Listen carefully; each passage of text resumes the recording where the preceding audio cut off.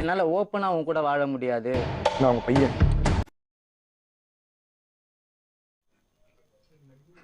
சுரேஷ்ங்கிறதுனால ரொம்ப எனக்கு ப்ராப்ளமா இருக்குமா. எத்தனை வாட்டி பார்த்தாலும் சலிக்க மாட்டேங்கிறாளே. கல்யாணம் ஆயிடுச்சா உங்களுக்கு? கல்யாணம் ஆயிடுச்சு. 16 வருஷம் ஒரு கல்யாணம் ஆகி 15 வயசுல பையன் இருக்கான். 13 வயசுல பொண்ணு இருக்கு. நண்பர்களே 6 மாசத்துக்கு முன்னாடி ஒரு வீடு காலி வந்தம்மா ஒரு வீட்டுக்கு. அங்கதான் இந்த பையன் கீழே ஸ்டிக்கர் கடை வச்சிருந்தான். ஃபோன் நம்பர் வாங்கி கால் பண்ணிட்டே இருப்பான். அந்த மாதிரி ரொம்ப இது பண்ணிட்டு இருந்தான்.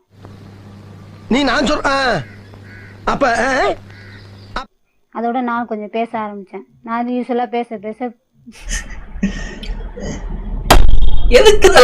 ரொம்ப இது பண்ண ஆரம்பிச்சிட்டேன். எல்லாரையும் ரெக்கார்டு பண்றது, போட்டோ எடுக்கிறது, அந்த மாதிரி பிளாக்மெயில் பண்ணி இப்படிலாம் பண்ணன்னு வச்சுக்கடா நாசமா போயிருவேன்.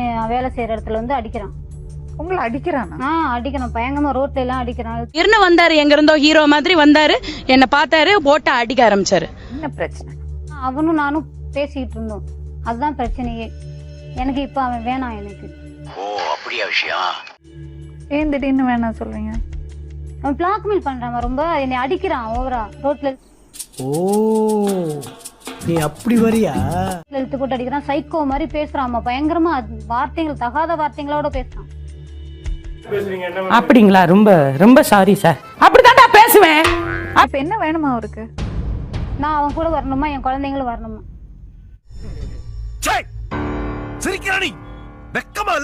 போது என்ன ஐடியால பழகினீங்க? நான் யூஸ்ல தான் பழகினேன். நானு ஒத்து விடுவோம் பாட்டுக்கு, ஒத்து உலக விடுவோம் பாட்டுக்கு. பசங்கம்மா உங்களுக்கு? 2 பையன். சரி, உங்க பெரிய பையனுக்கு பொண்ணு பாத்திருக்கீங்களா? சோலி முடிச்சு கல்யாணம் பண்ணி வைக்க போறீங்களா? அவர் என்ன சொல்றாரு? பண்ணிக்கிறேன்னு சொல்றாரு. பண்ணிக்கிறேன்னு தான் எங்ககிட்ட சொல்றான். இல்லை மேடம், ஆல்ரெடி வந்து போன வருஷத்துல ஒரு மேரேஜ் ஒன்று பண்ணோம். வீட்டில் ஒரு 10 நாள் தான் குடும்பம் பண்ணாங்க. இல்ல புரியல. அவங்க அம்மா செத்த கையோடு இந்த பொண்ணு அவங்க பெரியம்மா வீட்டில் ஒரு 2 வருஷம் இருந்துருக்குது. அவங்க அம்மா அம்மாவுடைய அக்கா வீட்டில். அங்கே ஏதோ ஒரு பையன் கூட தொடருவான். அடுத்து அந்த பையன் கூட ஓடி போயிடுச்சு. பொண்ணு நல்லா இருக்கட்டும் சொல்லிட்டு அந்த பொண்ணு அந்த பையனோட அனுப்பிச்சி விட்டுட்டு என் பையனை வீடு கிட்டுன்னு வந்துட்டேன். என் கூட ஜாலியாக சந்தோஷமாக தான் இருந்தான். இந்த பொண்ணோட எப்போ அவங்க 2 பேருக்கும் தொடர்பு ஆயிடுச்சோ, என்னைக்கு பார்த்தா அன்னைக்கு பிடிச்ச சனிய பண்ணி குறைய அம்மா கூட தொடர்பு கொண்டு இருக்கிற விஷயம் எனக்கு சத்திய பொதுவாக தெரியாது. ஏதோ தொடர்பு இருக்குமோ என்ற சந்தேகம் எல்லோருக்கும் ஏற்பட்டிருக்கிறது. உட்கார வச்சு எல்லா ஸ்டோரியும் காலையில் தான் சொல்கிறாங்க. எனக்கு பையன் தவறான பாதையில் போயின்னு இருக்கிறான். நண்பர்களே ரெண்டாவது வந்து ஆல்ரெடி வயசுக்கு வந்த பசங்க 15 வயசுல ஒரு பையன், 12 வயசுல ஒரு பொண்ணு. அசையாத மரம் ஒன்று உயிர்ந்தது கீழே. சரி, ஒரு தாய் வந்து ஒரு குடும்பஸ்தியை வந்து இந்த மாதிரி தப்பு தண்டை பண்ணின்னு இருக்கான். இவன் வயசுக்கு தகாது. என்ன மனுஷன் அவன் என்னன்னு பார்த்து ஸ்டடி பண்ணிக்கோ. ஒத்து வரலன்னா அவன் துணிமணியெல்லாம் எடுத்து வெளியே போட்டு வெளியே தேத்திரு. அவனை வீட்டை விட்டு தேத்திரு. எங்க வந்த போற வழியே அப்பா. ஸோ அந்த மாதிரி புள்ள நம்ம இருக்கக்கூடாதுன்னு சொல்லி இவர்கிட்ட சொல்லிட்டு நான் வீட்டுக்கு போயிட்டேன். எனக்கு 2 குடும்பம். எனக்கு இல்ல புரியல. எனக்கு 2 குடும்பம். அதாவது வந்து பட்டாளத்தில் ஒரு அம்மா இருக்காங்க, இந்த அம்மா வந்து தண்டார்பேட்டில் இருக்காங்க. வெக்கமா இல்ல, வெக்கமா இல்ல, வெக்கமா இல்ல. நான் வீட்டுக்கு போயிட்டேன். பாய் பாய் டாடா குட் பாய் கயா. உங்க பையனா? வணக்கம் மேடம், என் பேர் சுரேஷ். நாங்கள் வந்து ஸ்டிக்கர் ஷாப் வச்சிருக்கோம். சோழமுத்தா போச்சா காதுக்குள்ள குரும்பி ரிங்குன்னு சுத்துமே. 23 வயசுல தாலி எடுத்தா கடைசி வெதிரா தான் இருக்கணுமா?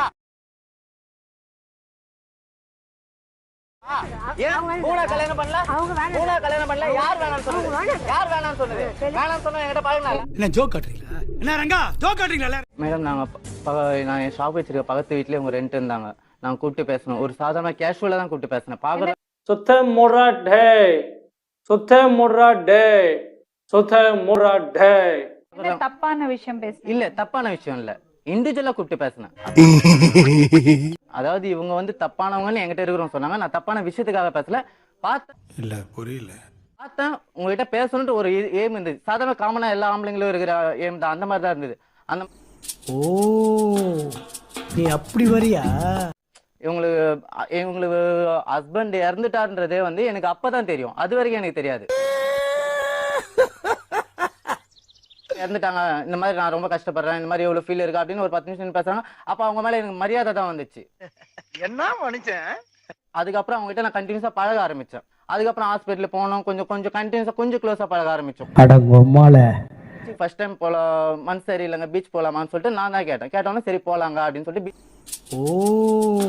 பீச்சில் உட்காந்து நாங்கள் பேசணும். அப்போ நான் சொன்னேன், என்னால் ஓப்பனா உன் கூட வாழ முடியாது. இல்ல புரியல. நானே சொன்னேன், ஓப்பனா என் வீட்டுக்கு நான் உன்னை கூப்பிட்டு போக முடியாது. ஏன்னா பெரிய பெரிய பசங்க 2 பேர் இருக்காங்க. என்னங்க எனக்கு ஒண்ணுமே புரியல. அதுதானப்பா எனக்கும் புரியல. என் வீட்டுக்காகவும் என்னோட நான் கண்டிப்பா கல்யாணம் பண்ணி ஒரு குழந்தை ஒன்று பெத்துக்கணும். அதனால நான் கண்டிப்பா கல்யாணம் பண்ணிக்குவேன். நீ எனக்கு ஒய்ஃபா தான் இருப்ப. என்ன ஜோக் காட்டுறீங்களா? என்ன ரங்கா ஜோக் காட்டுறீங்களா? தப்பா கூட இருக்க மாட்டேன், உன்னை நான் விடவும் மாட்டேன், கடைசி வரைக்கும் உன்னையும் உன் பிள்ளைங்கள நான் விட மாட்டேன் அப்படின்னு சொல்லி சொன்னேன் நான். இதெல்லாம் என்ன சார் அக்கிரமமா இருக்கு சார், இவங்களாம் பண்றது ரொம்ப தப்பு சார். அப்போ சரின்னு சொல்லிட்டு அதுக்கப்புறம் அவ மேலயும் அவ பசங்க மேலயும் நான் கேர் எடுத்துக்கிறத பார்த்து நான் உன் லைஃப் நீ பாரு, நீ கல்யாணம் பண்ணிக்கோ, ஆனா நான் உன் லைஃப்பை விட்டு நான் போயிடுவேன். பிச்சை எடுக்கிறலாடா பெருமை மயிர் வேண்டி கிடக்கு, பெருமை மயிர். நான் உன் எதிரில் இருக்க மாட்டேன், என்னால முடிஞ்சா நான் இருப்பேன், இல்லைன்னா நான் சூசைட் பண்ணிக்குவேன் அப்படின்னு சொல்லும் போது, இதை ஒவ்வொரு முறையும் சொல்லும் போது என்னால எப்படி மேடம் இன்னொரு கல்யாணம் யோசிக்க முடியும்? ஓ நீ அப்படி வரியா? எங்களோட விஷயம் அவங்க பிள்ளைங்களுக்கு தெரிஞ்ச உடனே ஒரு முறை சண்டை ஆச்சு. சோலி முடிச்சு. அதுக்கப்புறம் ஒரு 2 days தான் பசங்க என்கிட்ட பேசல. மறுபடியும் 3வது நாள் கூப்பிட்டு பேசினா பசங்க என்கிட்ட பேசினாங்க. ஒரு நிமிஷம், கல்யாணம் பண்ண போறோம் சொல்லியே நீங்க, அவளை கல்யாணம் ஆல்ரெடி நாங்கள் கல்யாணம் பண்ணிட்டோம் மேடம். நாங்கள் கல்யாணம் பண்ணிக்க போறோம்னு சொல்லி தெரிஞ்சோம் அவங்க வந்து இவளை தப்பான லிங்க்ல தள்ளி விட பார்த்தாங்க. ஓ அப்படியா விஷயம்? அது நீங்க எனக்கு என்கிட்ட என்ன சொன்னீங்கன்னா, நான் ஒரு கல்யாணம் பண்ணிப்பேன், இவங்கள மோத்தா உன்னை பெத்தாளா இல்ல யானை கக்குச்சாடா? சாரி, நான் அது சொல்லல. இவங்க வந்து நீ கல்யாணம் பண்ணிக்கோ, ஒரு லைஃப் நீ தேடிக்கோ, ஆனா மானரோசம் இருக்கிற யாருக்குமே இந்த தாயலைய பண்றத பார்த்தா கோவம் தான் வரும். ஆனா நான் உன் லைஃப் விட்டு விலகிடுவேன், என்னால முடிஞ்சா நான் இருப்பேன், இல்லைன்னா நான் சூசைட் பண்ணிக்குவேன்னு சொல்லி ஒவ்வொரு முறையும் சொல்லும் போது கடைசியா நான் சொன்னேன், எனக்கு எதுக்கு இன்னொரு லைஃப், நான் அந்த பொண்ணை கல்யாணம் பண்ணேன், அந்த பொண்ணுக்கு தெரியாம உங்களை மாதிரி மனுஷன்லாம் இருக்கனாலதான் கொஞ்சமாச்சும் மழை பெய்யுது. உங்ககிட்ட உனக்கு தெரியும் அந்த பொண்ணு நான் கல்யாணம் பண்ணேன், ஆனா அந்த பொண்ணு தெரியாம உன்னை நான் இது பண்றது என்ன மனுஷன்? நான் இதுக்கு அவளை வச்சு உனக்கு துரோகம் பண்ணோம், உன்னை வச்சு அவளுக்கு துரோகம் பண்ணோம், எனக்கு தேவையில்ல. ஒரு லைஃப் அது அதுக்கப்புறம் கல்யாணம் பண்ணிட்டீங்க. அதுக்கு அப்போ நாங்க ஆல்ரெடி கல்யாணம் பண்ணிட்டோம். எங்க போய் பண்ணீங்க? N4 பீச்ல வச்சு ஃபர்ஸ்ட் பண்ணோம் மேடம் கல்யாணம். Wow nice. 2 முறை நான் கழுத்துல தாலி கட்டியிருக்கேன். நான் உங்க பையன்.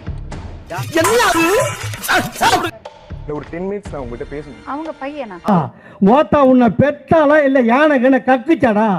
அவங்க வீட்ல 2 பேர் இருக்காங்க. அதாவது நான் சட்டம் படிச்சவன், என்ன பேசுறதுக்கு உங்ககிட்ட ஒரு சுதந்திரம். ஒன்னதானே சொன்ன கூமுட்டேன் மாமா கோவம் வந்துருச்சு. இதே இடத்துல அவங்க வந்து உட்காந்து இப்படி ஒரு பையன் என்னோட பழகிட்டு எனக்கு ஆசை காமிச்சு என்ன மோசம் பண்ணிட்டு போயிட்டாரு, கேட்க மாட்டீங்களாமா? இருங்க, கேட்க மாட்டீங்களா? என்னால வேலை செய்ய முடியல, நான் மனசை கொடுத்துட்டேன், ஏமாத்திட்டாங்க சொன்னா நம்ம எல்லாரும் சத்தம் போடுவோமா மாட்டோமா? கண்டிப்பாமா. ஒரு பொண்ணு அப்படி வேதனைப்படும் போது நம்ம குரல் கொடுத்தோம்னா அதே நியாயம் தானே